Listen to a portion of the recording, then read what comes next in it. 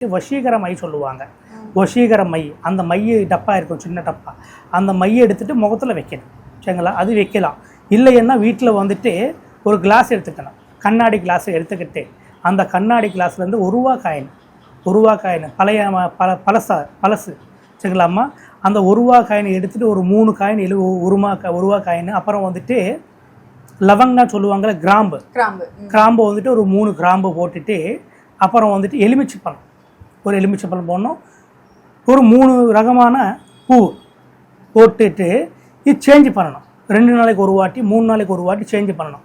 எலுமிச்சைப்பழம் மட்டும் சேஞ்ச் பண்ணக்கூடாது, அந்த எலுமிச்சைப்பழம் மட்டும் சேஞ்ச் பண்ணக்கூடாது. சரிங்களா? அந்த எலுமிச்சைப்பழம்ன்றது ஒரு 5 நாள் இருக்கணும், 100% 5 நாள் இருக்கணும். அந்த வாட்ரு சரிங்களாம்மா, அந்த வாட்ரு பூ வந்துட்டு 2 நாளைக்கு 3 நாளைக்கு சேஞ்ச் பண்ணணும். சரிங்களா? அந்த எலுமிச்சைப்பழம் வந்துட்டு ஒரு 5 நாளைக்கு அப்புறம் சேஞ்ச் பண்ணணும். அங்கே அது வச்சாலே அவங்க டிஃப்ரென்ஸ் தெரியும். மனசு நிம்மதி கிடைக்கும், சந்தோஷம் கிடைக்கும், எங்கே போனாலும் வெற்றி ஆகும். சரிங்களா? தெய்வ சக்தி உண்டாகும் சொல்லிட்டு ஒரு நிம்மதி கிடைக்கும் உங்களுக்கு.